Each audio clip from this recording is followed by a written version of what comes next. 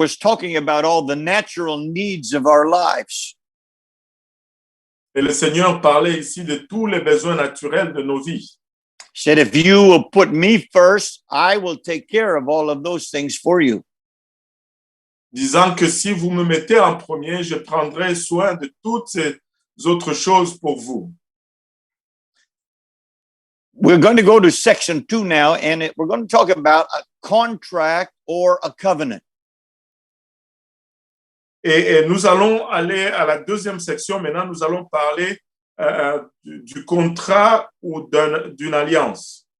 Is marriage a contract or is it a covenant? Le mariage, c'est un contrat ou c'est une alliance? Let's find out section A. What is a contract? Découvrons d'abord dans la section A qu'est-ce que c'est qu'un contrat. Number one, prominent lawyers have described a contract as a document ultimately based on the premise of distrust between two parties where each person is primarily concerned only with his or her own best interests and wishes to protect them. Premièrement, numéro 1 plutôt, d'éminents juristes ont décrit un contrat comme un document ultime basé sur la méfiance entre deux parties où chaque personne ne se préoccupe principalement que de son propre intérêt et souhaite le protéger. So it used to be years ago, people they shook hands when they gave their word. The handshake was all that was required. C'était il y a quelques années que les gens, quand ils faisaient un deal, ils se serraient juste la main et cette poignée de main, c'est tout ce qui était requis. But then came contracts. Et par la suite sont venus les contrats. And like these lawyers have described what a contract is. Et comme ces juristes ont décrit ce qu'est un contrat. It's people who don't trust one another have to sign this document in order to hold the other person to their obligations. Et ce sont des gens qui n'ont pas confiance l'un à l'autre et qui doivent signer ces documents pour forcer les autres à tenir leurs obligations. Now, number 2, a number of married couples in this modern era do prepare and sign a marriage contract prior to the actual marriage ceremony, especially if both have significant assets going into the marriage. Numéro 2, un certain nombre de couples mariés de cette époque moderne préparent et signent un contrat de mariage avant la cérémonie de mariage proprement dite, en particulier si les deux disposent d'actifs importants avant le mariage. So they sign legal contracts to protect their own interests as they enter into the marriage. Donc, ils signent des contrats légaux pour protéger leurs propres intérêts avant d'entrer dans le mariage. Now, B, let's talk about a covenant, how a covenant is different than a contract. Bon, au point B, parlons plutôt d'une alliance maintenant. Et une alliance est différente d'un contrat. Number 1, a covenant is a binding agreement between two parties who, upon entering into said agreement, do focus on striving to best meet the needs of and please the other partner in the covenant. Une alliance, numéro 1, une alliance est un accord contraignant entre les deux parties qui, en concluant le dit accord, s'efforce de répondre au mieux aux besoins et aux plaisirs de l'autre partenaire de l'alliance. So there's a big difference between a covenant and a contract. Donc, il y a une très grande différence entre l'alliance et le contrat. Number 2 describes the difference. Et le numéro 2 décrit la différence. Whereas a contract is to a degree selfish, a covenant, on the other hand, is selfless. and does not have an exit strategy that provides an opportunity to escape when things get difficult. Alors qu'un contrat au numéro 2 est dans une certaine mesure égoïste, une alliance de l'autre part est désintéressée et n'a pas une stratégie de sortie qui offre la possibilité de s'échapper lorsque les choses deviennent difficiles. So in the covenant relationship, Ainsi, dans une relation d'alliance, it was like the Lord with his people. c'était comme le Seigneur avec son peuple. In the Old Testament, the Lord entered into a covenant with his people in order that he wanted to do the very best for them. Et dans l'Ancien Testament, le Seigneur entrait dans une alliance avec son peuple parce qu'il voulait faire des meilleures choses pour eux. You know, the ark was called the Ark of the Covenant. Savez-vous que l'arche était appelée l'arche de l'Alliance? And the Lord's desire was in that covenant with his people that he would give them many blessings and protect them from their enemies and watch out for everything that they needed. Et le désir du Seigneur dans cette alliance, pour le Seigneur, c'était de leur donner beaucoup de bénédictions et rencontrer tous leurs besoins et les protéger de leurs ennemis lorsqu'ils étaient dans le besoin. And so that's the difference between contract and covenant. Et c'est là vraiment la différence entre un contrat et une alliance. A contract, you watch to make sure the other person keeps their end of the deal, or if not, we're out of here. Le contrat, c'est que tu veilles pour voir si l'autre garde ses engagements ou sinon, ben, on est parti de là. But when you enter into a covenant, Mais lorsque tu rentres dans l'alliance, it is for seeking to make the other person happy. c'est pour chercher à rendre l'autre personne heureuse, To do good for them. de faire ce qui est bien pour eux. And this is the real will and plan of God for marriage. Ça, c'est là vraiment le vrai plan de Dieu pour le mariage. And so when we go in to see, we need to understand marriage is a covenant. Et donc, nous devons, ce que nous voyons, c'est que le mariage est différent d'un contrat. See, number one, marriage was planned by God to be a covenant, not a contract, where a man and a woman would enter into a union in order to not just please themselves, but seek to please their partner. Donc, le point C nous montre que le mariage est une alliance. Le mariage a été conçu par Dieu comme une alliance et non comme un contrat. L'alliance dans laquelle un homme et une femme vont s'engager, pas seulement pour leur propre plaisir, mais pour chercher à plaire à leur partenaire. Look at 1 Corinthians chapter 7, verse 33 and 34. Regardez à 1 Corinthiens chapitre 7, versets 33 et 34. But he that is married careth for the things that are of the world, how he may please his wife. Verse 34, there's a difference also between a wife and a virgin. The unmarried woman careth for the things of the Lord, that she may be holy both in body and spirit. But she that is married careth for the things of the word, how she may please her husband.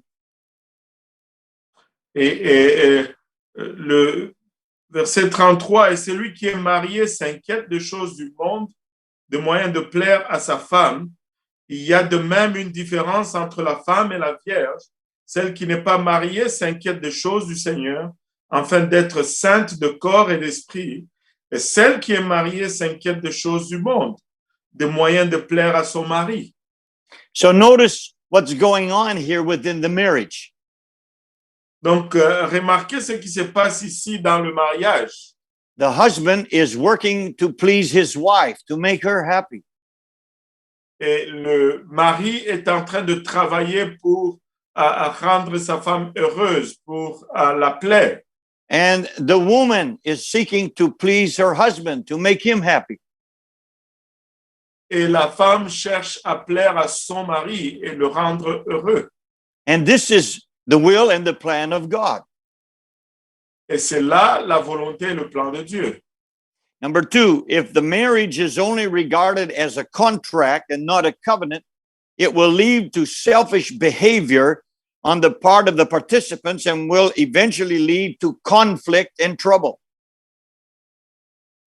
Numéro 2, si le mariage est uniquement considéré comme un contrat et non comme une alliance, il conduira à un comportement égoïste des participants et mènera éventuellement à des conflits et à des problèmes.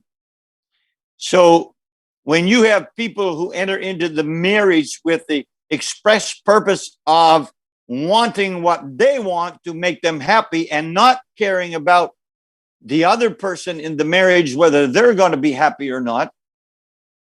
Et là, si tu as ces situations où les gens rentrent dans le mariage juste avec l'idée de ce que eux ils veulent et se rendre heureux et sans se soucier de ce que l'autre désire et ce que ça va la rendre heureuse. So in the covenant relationship, it's each husband and wife seeking to please each other. Dans l'alliance, c'est les deux, dans le mariage type d'alliance, les deux, mari et femme, cherchent le plaisir l'un de l'autre. In number three, when the understanding of the covenant relationship enters into the heart of the man and woman, then there will be a deeper commitment to the marriage and the dedication to keep one another until death does the parting. Et numéro 3, lorsque la compréhension de la relation d'alliance entre dans le cœur de l'homme et de la femme, il y aura un engagement profond à l'égard du mariage et la volonté de se garder l'un l'autre jusqu'à ce que la mort nous sépare. In Matthew 19, verse 4 to 6, Dans Matthieu 19, versets 4 à 6, this is Jesus talking here about marriage. ici c'est Jésus qui parle au sujet du mariage. And he answered and said unto them, have ye not read that he which made them at the beginning made them male and female? And said, for this cause shall a man leave his father and mother, and shall cleave to his wife, and they twain shall be one flesh. Wherefore they are no more twain, but one flesh. What therefore God hath joined together, let not man put asunder.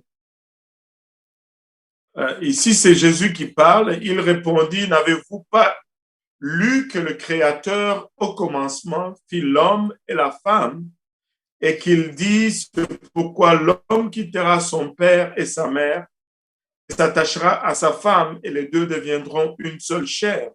Ainsi, ils ne sont plus deux, mais ils sont une seule chair, que l'homme donc ne sépare pas ce que Dieu a joint. So again, here we see God's design and God's plan for one man and one woman to be joined together in this covenant relationship until death does the parting. Encore une fois, nous voyons la conception de Dieu dans ce plan, un homme et une femme qui sont joints ensemble jusqu'à ce que la mort les sépare dans cette alliance du mariage. All right. Now, on the second page of your document tonight, we want to talk about some things that are important to realize and understand when it comes to married life. Et dans la deuxième page de votre leçon ce soir, nous voulons parler de trois choses. Nous voulons parler des choses importantes à réaliser quand il est question de la vie matrimoniale. Now, first of all, section A, do not rely on feelings. Premièrement, section A, ne vous fiez pas aux sentiments. Number one, when a man and a woman first fall in love, a lot of emotion and feeling is involved in the relationship, and it is expressed in various ways, flowers, gifts, and other things. Numéro 1, quand un homme et une femme tombent en amour pour la première fois, beaucoup d'émotions et de sentiments sont impliqués dans la relation et ça s'exprime de différentes manières, fleurs, cadeaux, etc., etc. In Song of Solomon, chapter 2, and verse number 4, he brought me to the banqueting house, and his banner over me was love. Dans le Cantique de Cantique, le 2e chapitre et le verset 4, il m'a fait entrer dans la maison du vin et la bannière qu'il déploie sur moi, c'est l'amour. So here you see a guy who's caught up in emotion, and the lady also, and wow, this is he brought her to his banqueting house, and his banner or his whole behavior was all love. Et là, on voit ici un homme et une femme pris dans cet état d'émotion et il amène dans son banquet et toute son expression, tout son manœuvrisme, c'est l'amour. There's a lot of feeling involved here.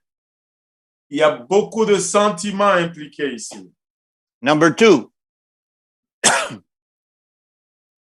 this phase of the relationship is the romantic love, where just the thought or the sight of one another causes the heart to beat faster and puts a song in the heart. Cette phase de la relation numéro 2 est l'amour romantique, où la seule pensée ou la vue de l'autre fait battre rapidement le cœur et il met une chanson. Song of Solomon, chapter 1 and verse 2, let him kiss me with the kisses of his mouth, for thy love is better than wine. Cantique de Cantique, 1er chapitre, verset 2, qu'il me baise de baisers de sa bouche, car ton amour vaut mieux que le vin. So here's a lot of emotion involved in this stage of the marriage. Ici, beaucoup d'émotions impliquées dans cette étape du mariage. The kissing, the hugging, the nice flowers and the chocolate and all of those good things. Les accolades, les câlins, les baisers, les fleurs, les chocolats et toutes ces bonnes choses. Number 3, at the beginning of every marriage, that romantic high feeling lasts for a while, but when the realities of life settle upon the couple, the high feelings are not always going to be as strong as before. Numéro 3, au début de chaque mariage, ce sentiment romantique dure pendant un certain temps, mais quand la réalité de la vie s'installe sur le couple, les sentiments ne seront plus aussi forts qu'auparavant. Now, this is important for you to understand that you go through phases in your marriage relationship. Et ça, c'est important que vous compreniez que vous traversez des phases dans votre relation de mariage. And do not rely on your feelings. Et ne vous appuyez pas sur vos sentiments. I've had married couples in my office to counsel over the years. J'ai eu des couples mariés dans mon bureau pour des conseils à travers les années. And I've heard the man say this, and I think the women has also said it once in a while. I'm not in love anymore. Et j'ai entendu les hommes dire cela et quelquefois les femmes l'ont dit aussi. Je ne suis plus en amour. Well, they are measuring love by feeling. Ils mesurent l'amour par les sentiments. Number 4, it is extremely important to remember that love is not a feeling, though feelings and emotions are involved. But love is more than just feeling. It is revealed by actions and behavior. Numéro 4, il est extrêmement important de se rappeler que l'amour n'est pas un sentiment. Bien que les sentiments et les émotions soient impliqués, Mais l'amour est plus qu'un simple sentiment. Il se révèle par des actions et des comportements. 1 Corinthians 13, 4 and 5. Charity suffereth 1 long Corinthiens, and is kind. Charity envieth not. Charity vaunteth not itself, is not puffed up, doth not behave itself unseemly, seeketh not her own, is not easily provoked, thinketh no evil. 1 Corinthiens 13, 4 et 5. La charité est patiente, elle est pleine de bonté. La charité n'est point envieuse. La charité ne se vante point. Elle ne s'enfle point d'orgueil. Elle ne fait rien de malhonnête. Elle ne cherche point son intérêt. Elle ne s'irrite point. Elle ne soupçonne point le mal. So that word charity there is the same word for love. Et ce mot charité ici, c'est le même mot pour l'amour. And so the behavior that real love manifests is written here. Et les attitudes que le vrai amour exprime sont listées ici. Love is patient and love is kind. L'amour est patiente et l'amour est gentil. That's not a feeling, that's a behavior. Ça, ce n'est pas un sentiment, c'est plutôt un comportement. And you have to understand, love is about behavior and about action, not about feeling, even though feeling is involved. Et vous devez comprendre que l'amour est question d'action et de comportement et non de sentiments, bien que les sentiments soient impliqués. If you try to live your marriage just on feelings, you're going to be disappointed. Et si tu essaies de vivre ton mariage uniquement sur les sentiments, tu seras déçu. Because there are some days you don't feel good. Parce qu'il y a des jours où tu ne sens pas bien. It doesn't mean you're not married. Et cela ne signifie pas que tu es marié. Tu n'es pas marié. You are married, you are in a covenant. Tu es marié, tu es dans une alliance. And so don't depend on the feeling. Ceci ne dépend pas des sentiments. Number 5, true love is commitment to making the marriage relationship work as each seeks to do their best to please the other. Numéro 5, le vrai amour est un engagement à faire fonctionner la relation conjugale, car chacun cherche à faire de son mieux pour plaire à l'autre. You know what makes you feel good is when you do good for the other person, not just seek to get what you can for yourself. Et tu sais ce qui te fait bien sentir, c'est lorsque tu fais le bien pour les autres, pas seulement lorsque tu cherches à gagner quelque chose pour toi-même. And again, when you have both the husband and wife working to please each other, you will make each other happy and content. Et encore une fois, quand les deux mari et femme travaillent pour se plaire l'un à l'autre, vous allez rendre tout le monde heureux. Now we're going to talk about the responsibilities of husbands and wives. Maintenant, nous allons parler de la responsabilité du mari et de la femme. And B, let's talk about the husband's responsibilities. B, parlons de la responsabilité du mari.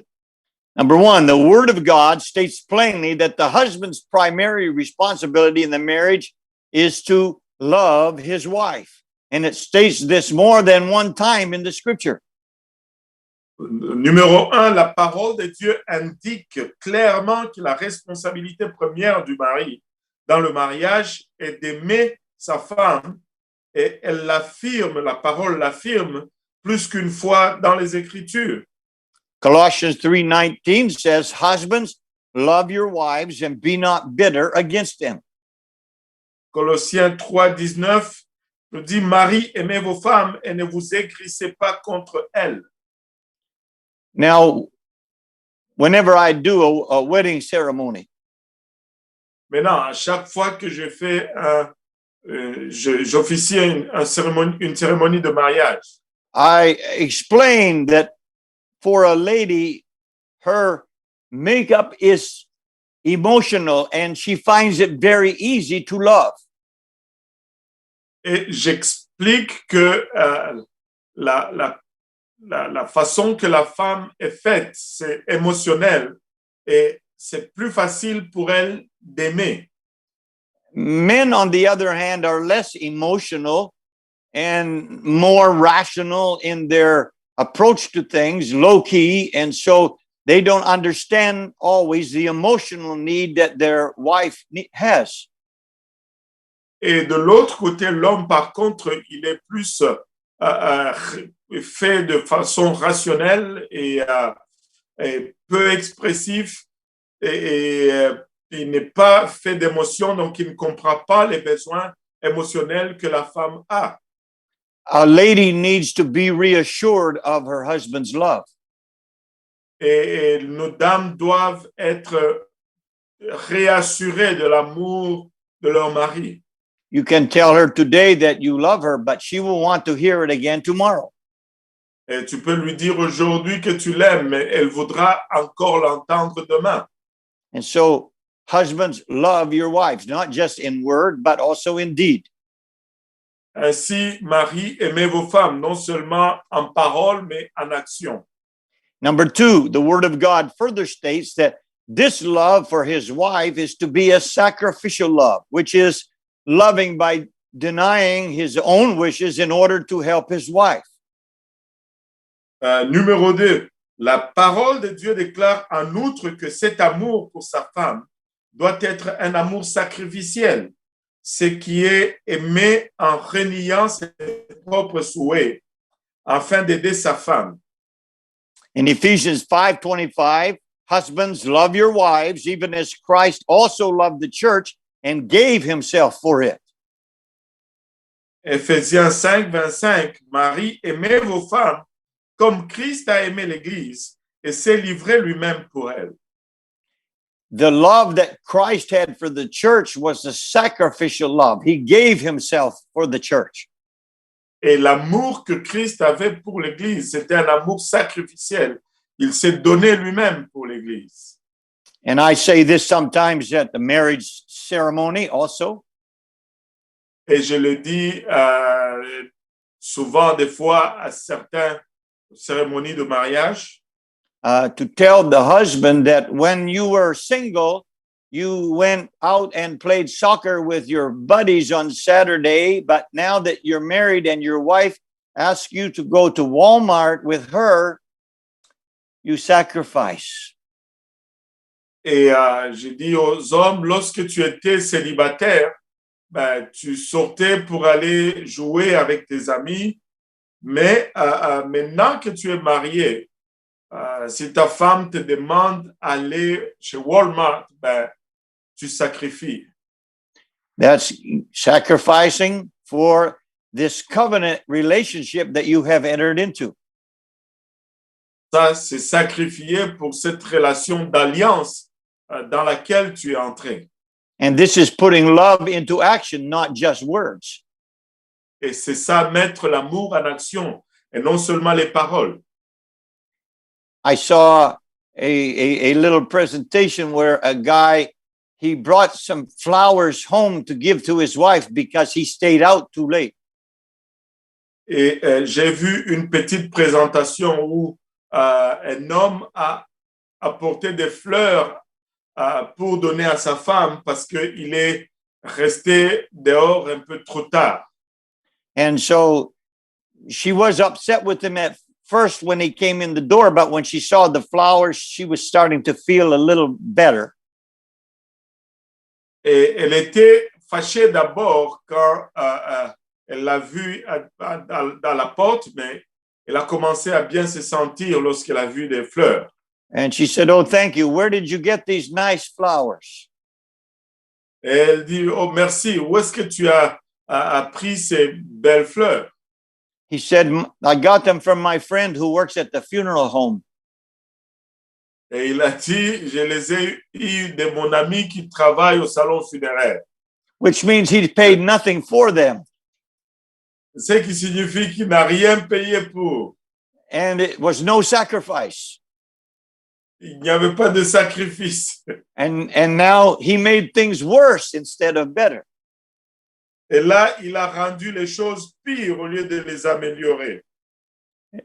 Number 3, the scripture states that a husband needs to have a knowledge of the wife and to understand that she is created differently than he is, and that she is called the weaker vessel, but it's not the inferior vessel. Numéro 3, l'Écriture déclare qu'un mari doit avoir une connaissance de sa femme et comprendre qu'elle est créée différemment de lui et qu'elle est appelée le sexe plus faible, mais pas le sexe inférieur. 1 Peter 3:7, likewise, ye husbands, dwell with them, that's a wife, according to knowledge, giving honor unto the wife as unto the weaker vessel, and as being heirs together of the grace of life, that your prayers be not hindered. 1 Pierre 3:7, Marie, montrez à votre tour de la sagesse dans vos rapports avec vos femmes, comme avec un sexe plus faible. Honorez-les comme devant aussi hériter avec vous de la grâce de la vie, qu'il en soit ainsi, afin que rien ne vienne faire obstacle à vos prières. So the word of God tells us here that a man needs to have this knowledge or this understanding that the wife is not the same as he is. Et la parole de Dieu nous dit ici que l'homme doit avoir cette connaissance ou cette compréhension que la femme n'est pas fait comme lui est fait. And she is just as important as he is. She is not inferior to him, but she is made differently than him, and she is more fragile. Et elle n'est pas, elle est aussi importante que lui, mais c'est seulement qu'elle est faite différente de lui, et elle n'est pas inférieure, mais elle est tout simplement fragile. And it's important for the husband to understand this and have this knowledge. Et c'est important pour le mari de comprendre cela et d'avoir cette connaissance. Now let's talk and see about the wife's responsibilities. Parlons maintenant au point C de la responsabilité de l'épouse. Number 1, the word of God states that the wife's responsibility in the marriage is to submit herself to her husband, which means that she is to realize and understand her husband's role and responsibility as protector and provider in the home. Numéro 1, la parole de Dieu déclare que la responsabilité de l'épouse dans le mariage est de se soumettre elle-même envers son mari, ce qui signifie qu'elle doit réaliser et comprendre le rôle et la responsabilité de son mari en tant que protecteur et pourvoyeur à la maison. In Ephesians 5:22 and 23, we read, wives, submit yourselves unto your own husbands as unto the Lord. For the husband is the head of the wife, even as Christ is the head of the church, and he is the savior of the body. Et en Éphésiens 5, 22 et 23, nous lisons, femmes, soyez soumises à vos maris comme au Seigneur, car le mari est le chef de la femme, comme Christ est le chef de l'Église, qui est son corps et dont il est le sauveur. And so the wife's responsibility to her husband is to submit. Ainsi, la responsabilité de la femme pour vis-à-vis son mari, c'est de se soumettre. Now, this does not mean that he becomes the dictator and she becomes the carpet or the doormat. Et maintenant, cela ne signifie pas que il devient le dictateur et elle devient le tapis ou le paillasson. Number 2, the word submit here in the scripture carries with it the connotation of respect, which is something that helps a husband to feel loved when he knows that his wife is supporting him in his hard work to provide for and support his family. Et numéro 2, le mot soumis ici dans l'Écriture a la connotation de respect, qui est une chose qui aide un mari à se sentir aimé quand il sait que sa femme le soutient dans sa tâche difficile de subvenir aux besoins de sa famille et la soutenir. Now, in our society today, often both husband and wife are working and contributing to the family income. Et dans notre société aujourd'hui, les deux, hommes et femmes, travaillent et contribuent au revenu familial. And this is necessary because of the financial obligations and responsibilities of our world today. That's the reality. Et ça, c'est une obligation suite à la réalité, suite aux obligations financières dans notre société aujourd'hui. Et ça, c'est la réalité. But the wife has a responsibility to give her husband respect for his hard work that he is doing to carry the family. And her contribution is also to be appreciated by the husband. Et la femme doit donner respect à l'homme pour son travail dur pour soutenir la famille, mais sa contribution à elle doit être aussi considérée. Ephesians 5:33 tells us this, nevertheless, that every one of you in particular so love his wife, even as himself, and the wife see that she reverence or respect her husband. Et Éphésiens 5:33 nous dit du reste que chacun de vous aime sa femme comme lui-même et que la femme respecte son mari. When you have these two things working together in the marriage, love and respect, the marriage will work. Et quand tu as ces deux choses qui fonctionnent ensemble dans le couple, l'amour et le respect, le mariage va fonctionner. In our last section tonight, we want to talk about communication. Dans notre dernière section ce soir, nous voulons parler de la communication. Number one, as much as it may seem that two married people living in the same house and sleeping in the same bed should have no problems of communication, unfortunately, difficulties do arise. Numéro un, autant qu'il peut sembler que deux personnes mariées, vivant dans la même maison et dormant dans le même lit, ne devraient pas avoir de problème de communication, malheureusement, des difficultés surgissent. Sometimes walls are constructed because of lack of communication. Des fois, des murs sont construits suite au manque de communication. Communication is so important. Et la communication est tellement importante. Number two, there must be time for a husband and wife to talk with each other, preferably alone with no interruptions, and to be open and honest about their feelings. Numéro 2, un mari et une femme doivent avoir le temps de communiquer, de se parler entre eux, de préférence seuls et sans interruption, et d'être ouverts et honnêtes sur leurs sentiments.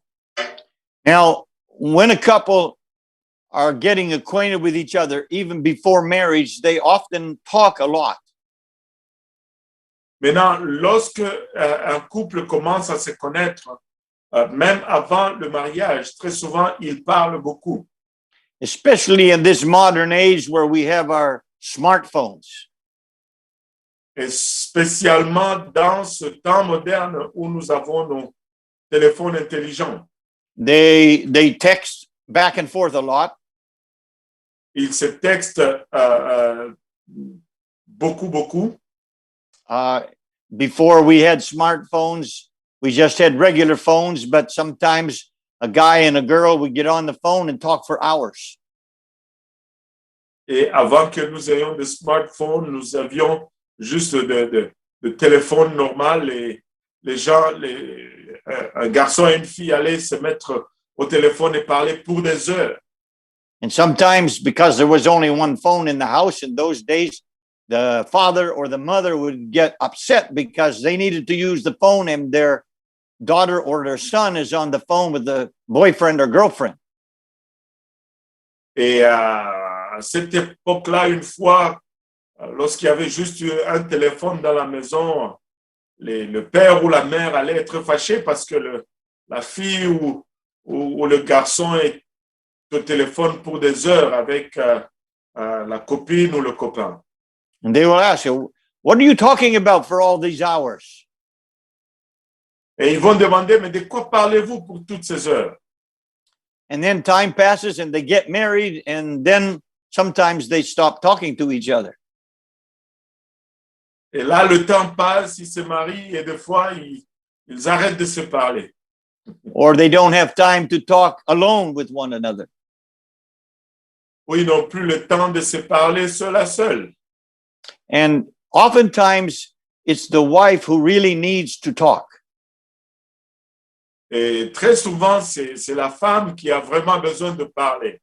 Because women, they have to give expression to their feelings.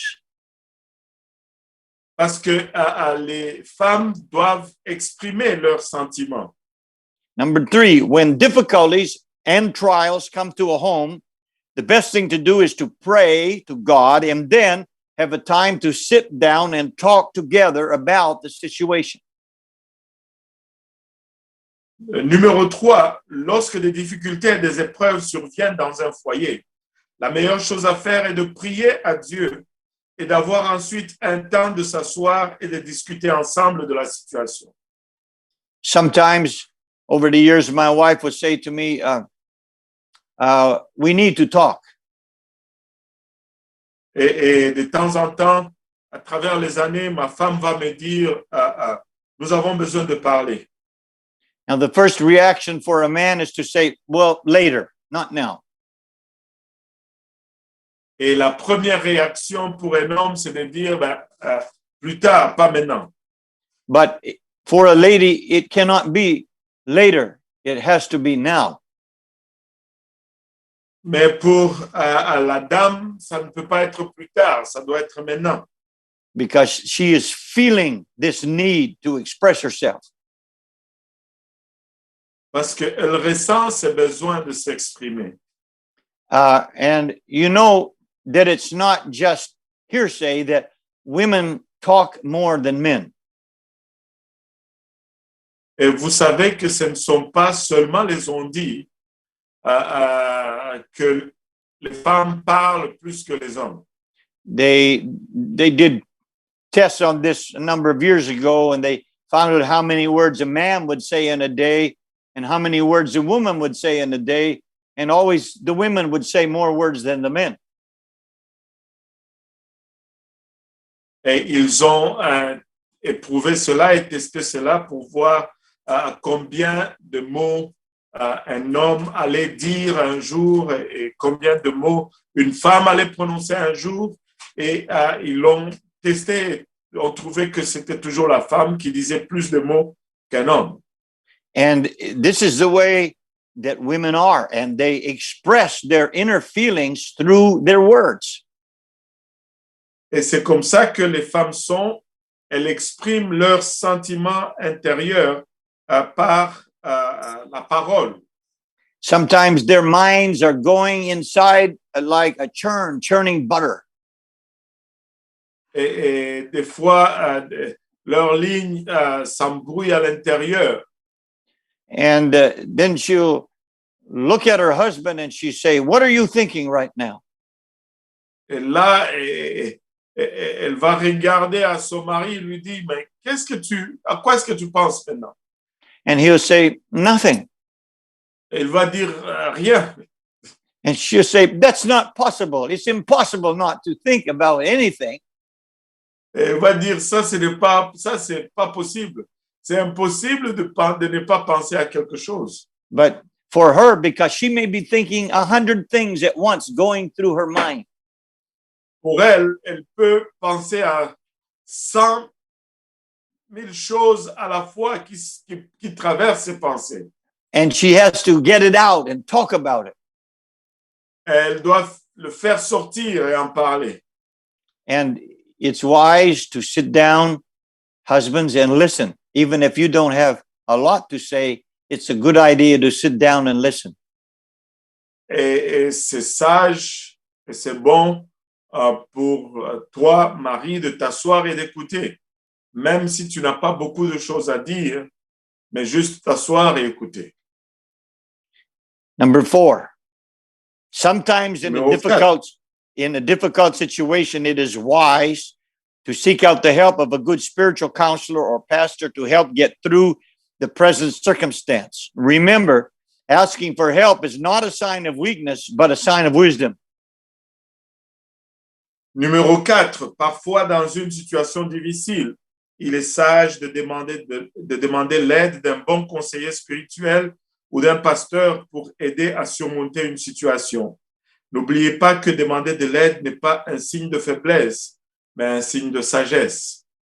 So sometimes there are situations where you'll need the advice and the guidance and the help of someone else, a pastor or a good spiritual counselor who can give you advice to help for the situation that you are in. Et des fois, tu vas te retrouver à une place où tu as besoin d'avoir des conseils d'un bon dirigeant spirituel, d'un pasteur pour t'aider à sortir de la situation dans laquelle tu te trouves. And as I said, asking for help is not a sign of weakness. It's wise to ask for help. Et comme je l'ai dit, demander de l'aide n'est pas un signe de faiblesse, mais c'est sage que de demander de l'aide. And so in conclusion, marriage is a God-given institution, and it can become either a blessing or a battlefield, depending on whether the man and the woman choose to put themselves first or God first. En conclusion, le mariage est une institution donnée par Dieu et il peut devenir soit une bénédiction ou soit un champ de bataille selon que l'homme et la femme choisissent de se mettre à la première place ou de mettre Dieu à la première place. So we don't want our marriages to become battlegrounds. Ainsi, nous ne voulons pas que nos mariages deviennent des champs de bataille. We want them to be places of blessing. Nous voulons que ce soit des lieux de bénédiction. Amen. And so Amen. God desires to bless your marriage. Et Dieu désire de bénir ton mariage. He desires to bless husbands and he desires to bless wives. Et il désire bénir les époux et il désire bénir également les épouses. And if they have children, to bless their children also. Et s'ils ont des enfants, de bénir leurs enfants également.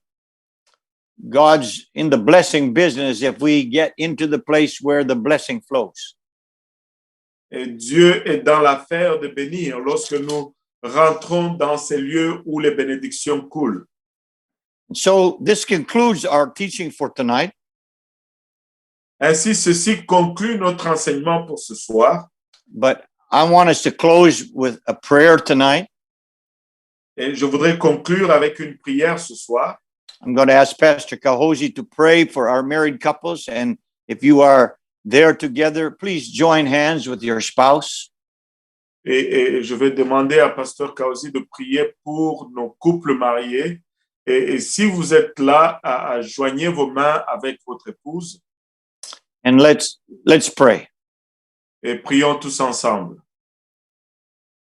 Père, nous te rendons grâce, Papa, pour ton amour, ta bonté, ta fidélité. Hallelujah. Nous te remercions, Papa, pour le privilège que nous avons d'avoir ta parole comme guide, Seigneur Jésus-Christ, pour cette institution suprême, Papa, qu'est le mariage.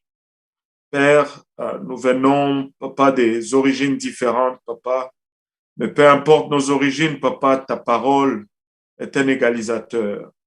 Nous prions, Papa, que nous prenons, Papa, le conseil de cette parole, que nous le mettions en pratique, Papa, dans nos mariages et de voir, Papa, ce mariage refléter ce que tu as conçu que ce soit.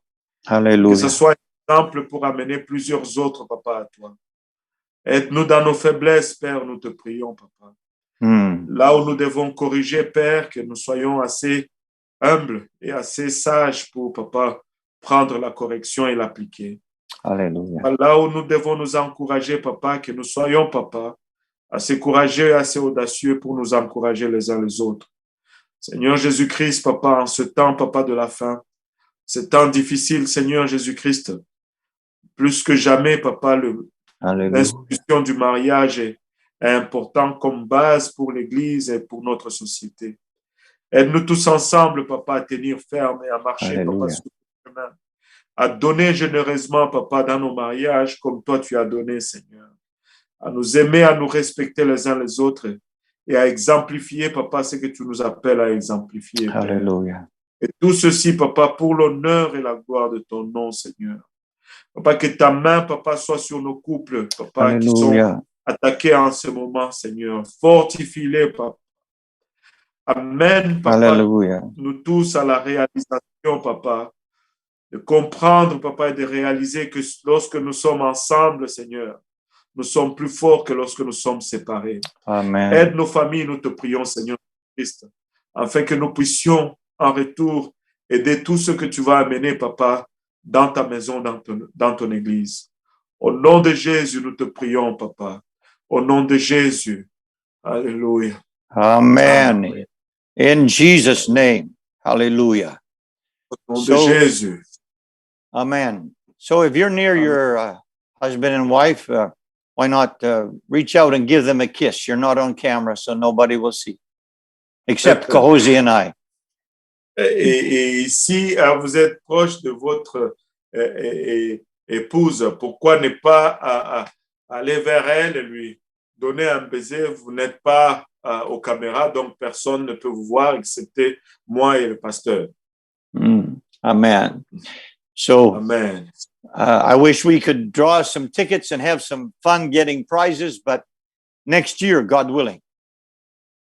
J'aurais aimé que nous étions à mesure de donner des tickets et d'avoir du plaisir tous ensemble, mais si Dieu le veut, l'année prochaine. Amen. So peace of God be with you and your family and your marriage in Jesus' name. Et que la paix du Seigneur soit avec vous, avec votre famille, avec votre mariage, au nom de Jésus. Have a blessed night in Jesus' name. Ayez une soirée bénie au nom de Jésus. Thank you, Pastor, for such an amazing teaching. Very welcome. Very welcome. God bless.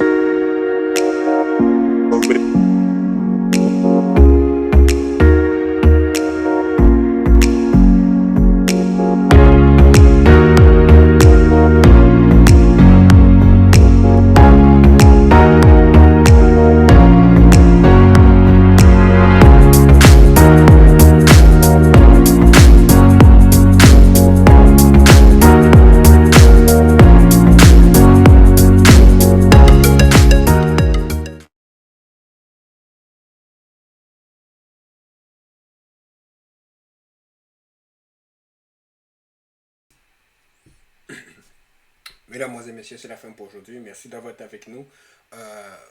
J'espère que vous avez aimé c'est notre premier séminaire du mariage en ligne totalement. Praise God. Donc, s'il vous plaît, revenez demain sur nos ondes, demain à partir de 19h pour le service de Pierrefonds avec le frère Boaz, et demain à partir de 18h, 18h30 pour le service de Granby avec le frère Vincent Roger et la sœur Alexandra Martinez. Que Dieu vous bénisse, de le frère Yannick.